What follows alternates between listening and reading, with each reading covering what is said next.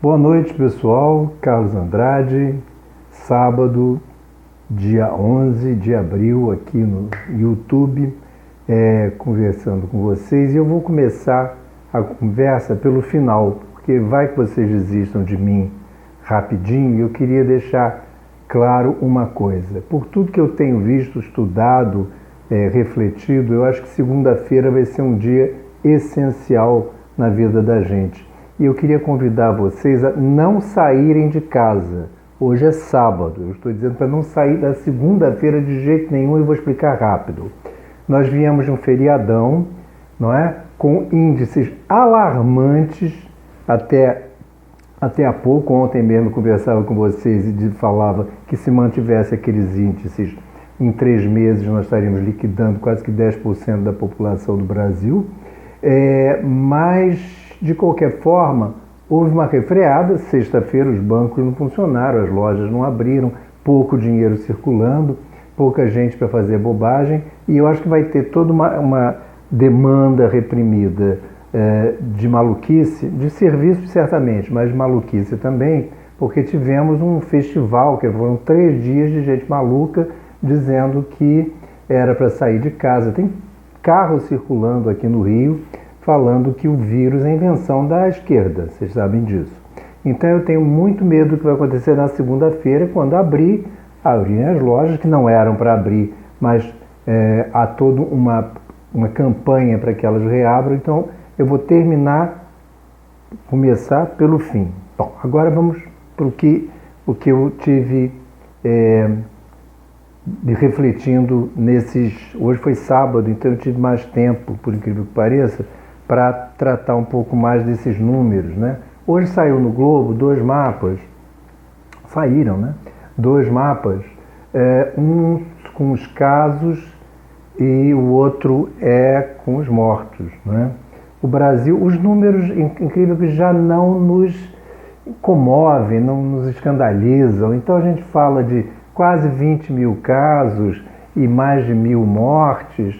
A vida é assim mesmo, e temos um presidente que eu não preciso dizer o que eu preciso dizer.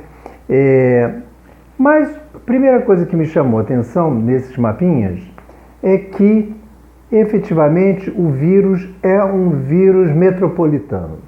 Por quê? Porque por mais que apresentem enquanto estados, a gente sabe que esses estados também contêm as maiores regiões metropolitanas do Brasil.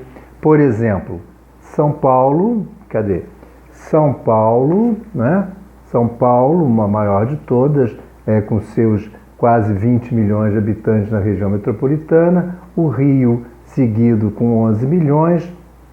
E aí temos Minas Gerais, esse pontinho aqui, Brasília, que também é uma região metropolitana, Salvador, que eles deslocam, mas seria mais precisamente, né, aqui, Salvador, outra região metropolitana, Recife, Fortaleza, Belém. A cidade é grande, mas a região metropolitana não é. Então Pará, na verdade, não é um estado que se notabilize.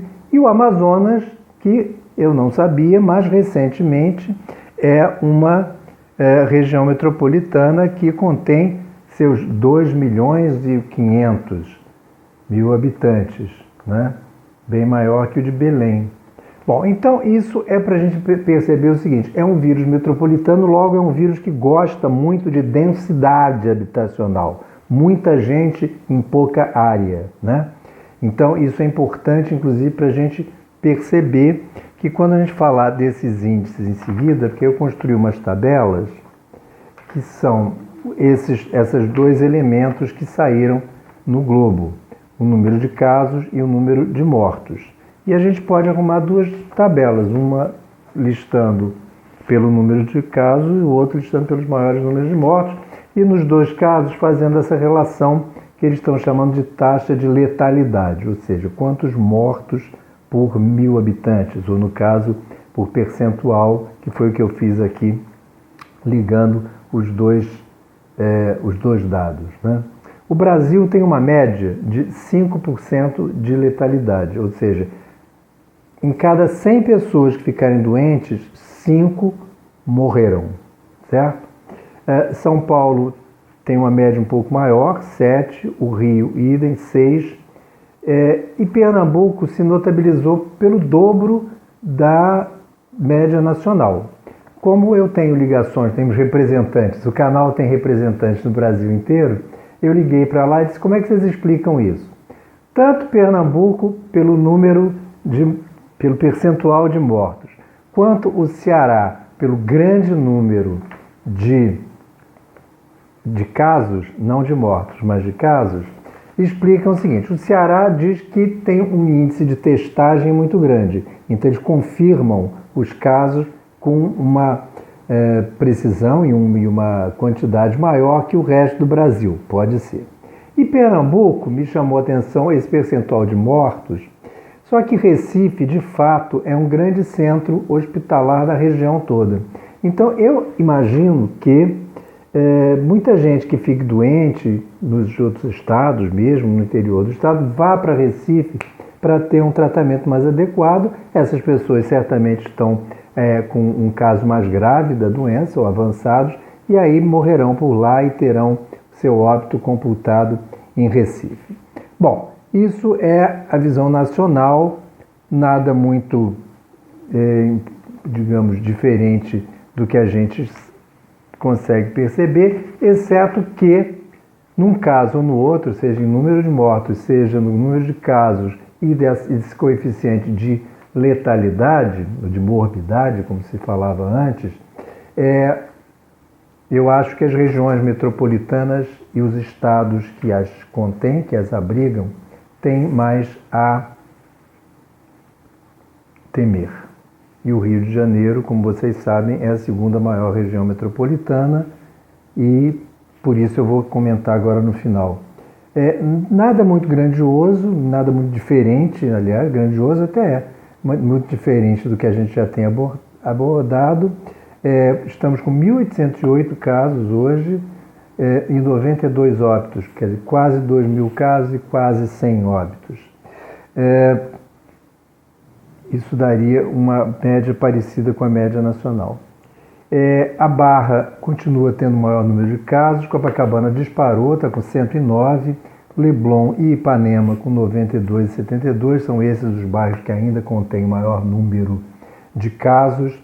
Botafogo e Tijuca tiveram um crescimento relativo muito alto, Botafogo está com 71 e a Tijuca com 65, e aquela nossa grande preocupação já começa evidentemente a se revelar, e Campo Grande está com 26 casos, vocês lembram que ficava com aqueles 4 casos, etc. E a Rocinha, que é dos aglomerados favelados, é a que tem mais casos, 24.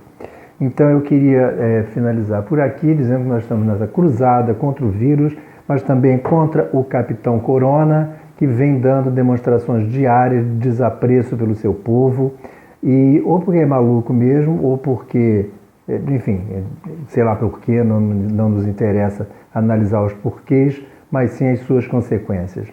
Então, continuem em casa, continuem fazendo o que vem fazendo, porque nós temos que sair vivos dessa Terceira Guerra Mundial, como já estão chamando, ou Apocalipse, ou, enfim, não importa também o nome, mas é algo que a gente nunca viveu na nossa geração, que é essa praga, vamos chamar assim, do coronavírus, e que segunda-feira eu acho que é fundamental a gente estar sempre, mas na segunda-feira eu acho que não saiam de casa, ok? Carlos Andrade, vai lá no canal da gente, canal, e dá o seu like e se inscreve para a gente estar sempre conversando. Valeu mesmo, obrigado.